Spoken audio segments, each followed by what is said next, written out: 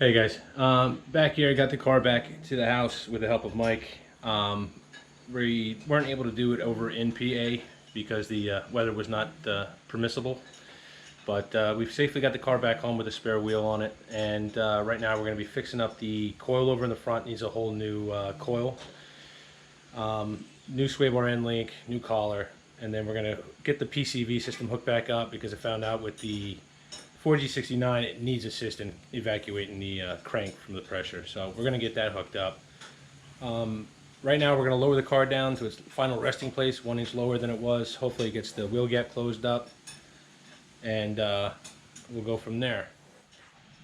Alright guys, so the damage was done. The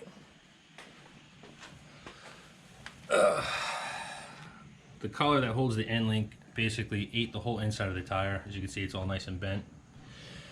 And also trashed the threads on top of the coil, so we're going to be changing both of those out and putting a new end link on. Mike's currently lowering the car. He got done with the two backs. Right now he's on the passenger side.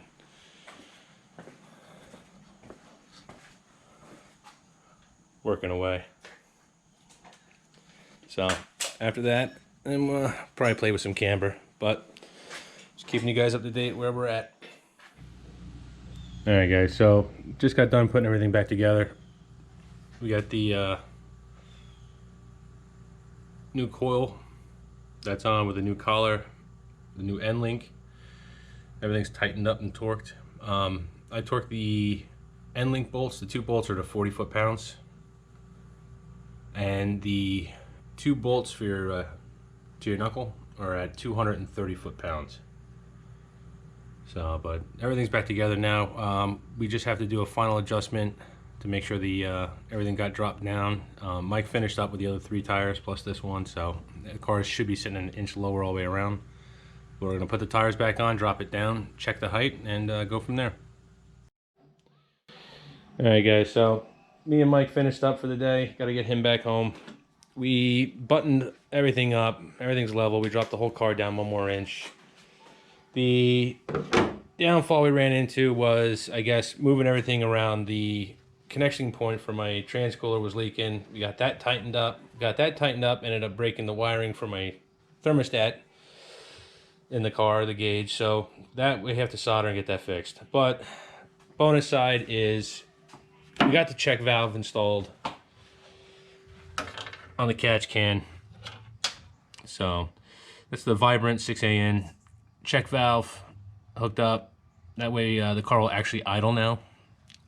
What we did find out is that I did have to connect the other catch can back up to the vent on the intake pipe. I actually threw a misfire, so clear that out and we'll go from there. Besides that, the car's running, sounds like it's actually running a lot better than it was. The whole suspension's fixed. I showed you guys that. So the next thing is going to be soldering up that sensor to get that to work properly, and clearing the codes, and then test driving it around town. So worst case scenario, if it does break, it gets towed 5 miles back to my house. I'd rather not have it break down in PA again. But besides that, we're going to get that fixed up. And alright guys, so we're going to sign off here. I got to drive Mike home. Great help today. Helped me out. Got a lot done in the amount of time that we had.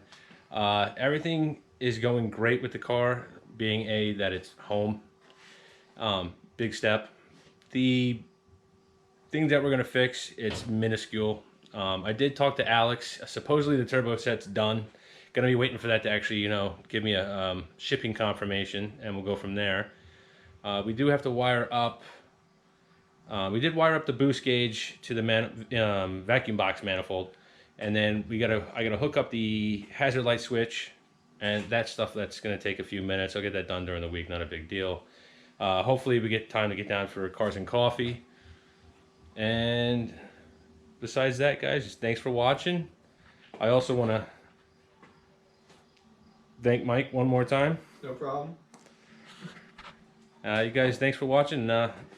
Enjoy the rest of your day.